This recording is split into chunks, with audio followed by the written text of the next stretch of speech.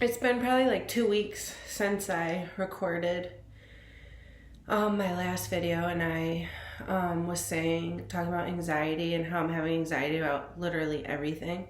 And I was going to do an experiment where I ate healthy for 2 weeks and came back and seen if that made a difference. Well, I could say I didn't do that well. I probably ate well for 3 days and then didn't for 3 days, back and forth, back and forth. And when I did eat well, I definitely felt better. I definitely felt better about myself. Again, I didn't do it long enough to really know. We'll try that again. I want to get some essential oils to try that. But all right, so this video is going to be about PAWS. I've been wanting to make this video forever because I keep bringing up PAWS, and I'm not sure if everybody knows what PAWS is, because when I first got clean 5 years ago off heroin, I went to rehab and I did counseling and NA and all these things, and nobody brought up PAWS. I didn't know, like I didn't know what it was until this time around when I'm doing all this research.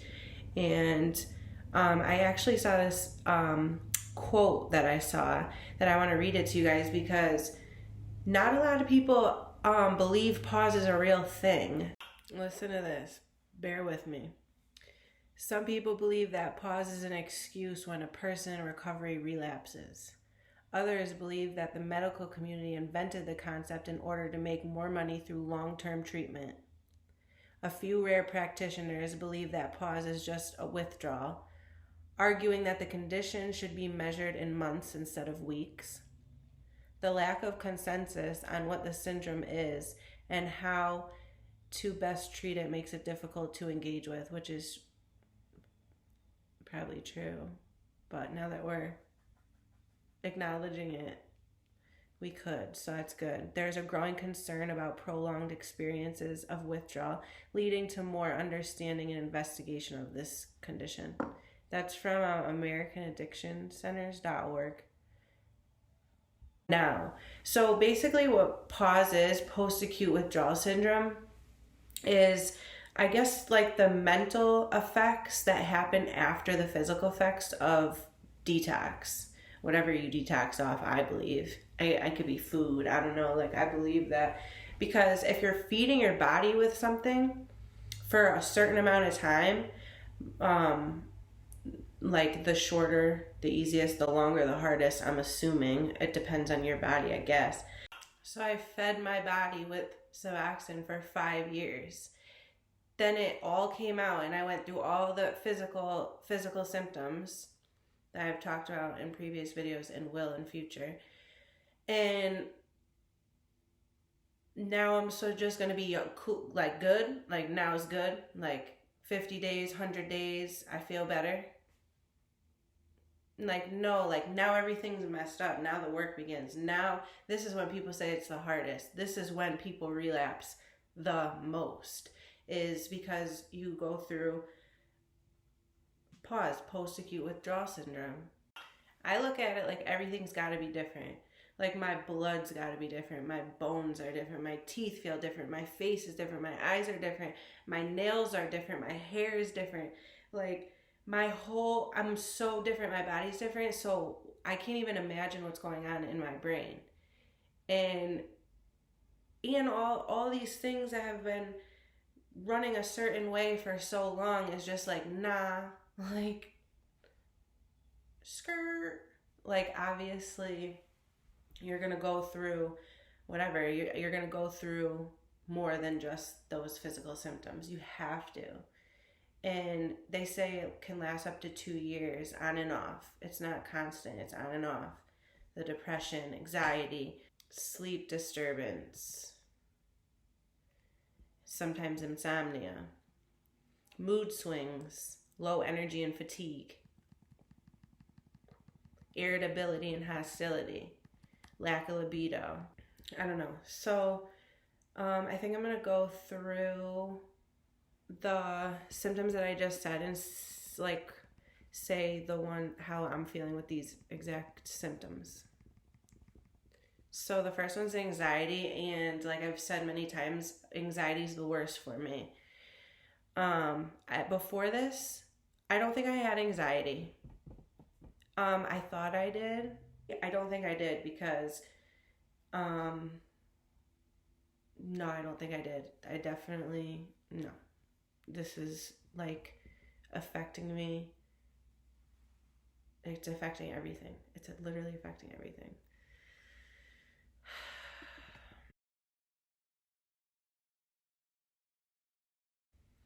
When I break down the things that are giving me anxiety, it mostly all stems back to Suboxone when I like go through them with my therapist and stuff.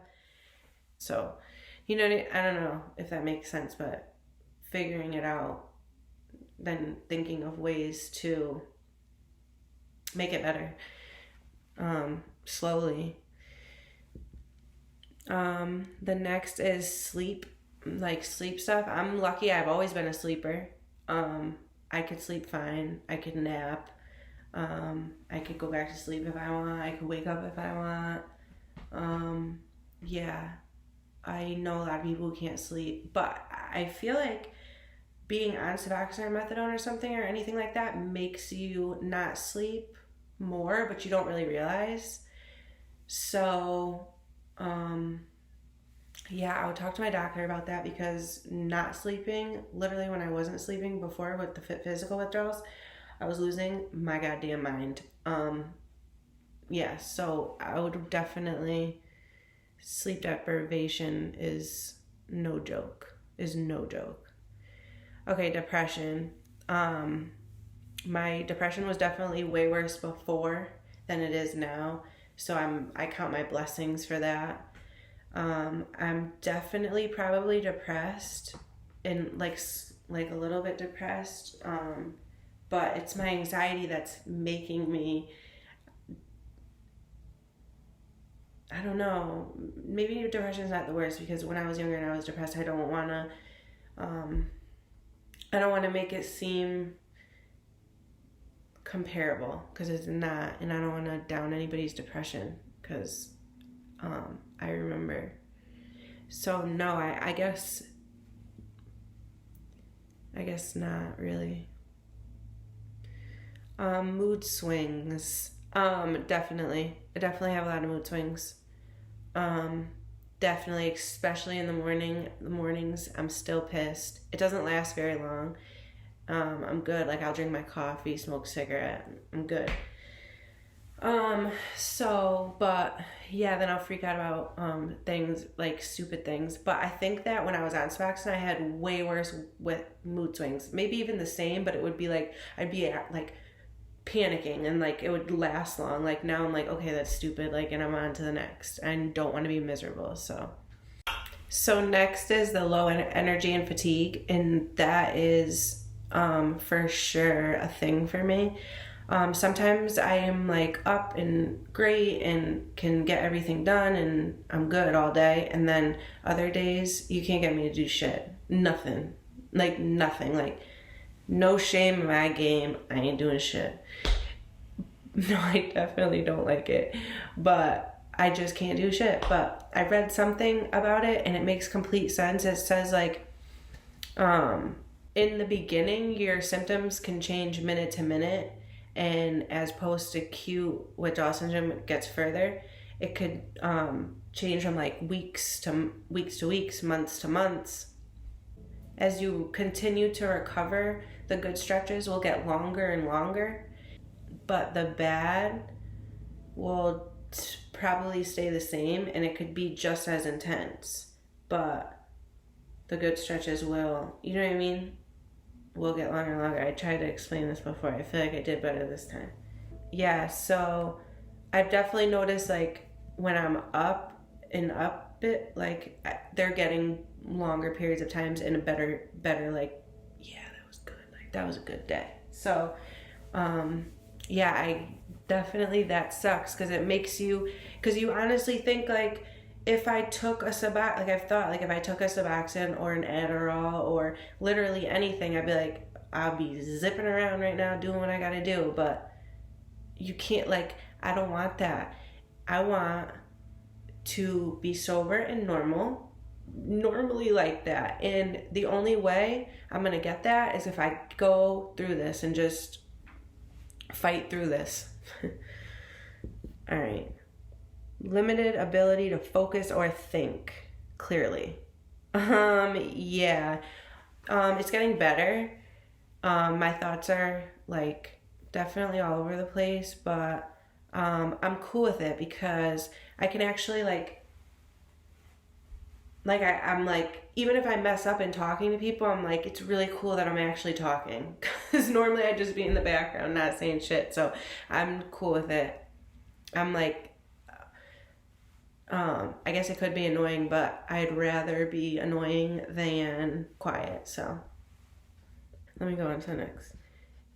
Inexplicit chronic pain. Ever since I stopped with the physical pain, I'm pretty sure I haven't had any physical pain. No. Thank God. Because that's another one that people, you know what I mean, relapse because of pain. I feel so bad when people have like surgery and stuff and like can't like take medication. Like if I ever had surgery, I couldn't take medication. That's freaking freaky. So that was the end of the symptoms I have listed. I know that there's more because I've been watching videos about like people being affected by the light and all that stuff. So maybe I'll do a part 2 and look more into it. These are just the main ones that everyone talks about and mostly feels fully. Actually, I don't even know because I don't know about the other ones, but I definitely am going to look into it more. It's crazy to me that medical people are not acknowledging this. So I felt a duty to come out here and express how I feel about it. I hope somebody learned something. Yeah, please spread the awareness about PAWS because it's shitty, but it's life. Like, we put ourselves through this for so long. Whatever you put yourself through, probably Suboxone, you couldn't expect it to just be 100 days and you're good to go. I mean, I did. I thought it was going to be over in 7 days, don't get me wrong, but in reality, it's not. And I'm here to share my story, and I'm here to help. And even though I get super anxiety about this whole situation, I need to do this. Like, I need to do this. Guys, I don't want to start over. Like, I don't want to do this again. I want to get through the 2 years of PAWS that they keep talking about. I want to come out the other side, and I want to see. I definitely believe it's real because I'm feeling all these symptoms, but is it 2 years or is it lifelong? Like, is this me now? Like, I'm confused. But I'm coming up on like 9 or 10 months or something. So we're getting there, and yeah. Let me know if you have any questions. I'm going to do a part 2 because I already know that there's a lot more I have to say. But yeah, I'm going to go edit this, and I'll see you guys later. Oh, and my birthday's in 2 weeks, so I'm going to get a rug in here and some blinds and some things on the walls so I'm not echoey anymore. I'm going to get some lights. So bear with me. Shit's about to get real. I really hope I'm making sense because I recorded this video like 2 times already. And I didn't really like it because I was like reading off this thing and I was like, this is not me, that's not me. So I had to wait till I was in a good space to come out here and talk.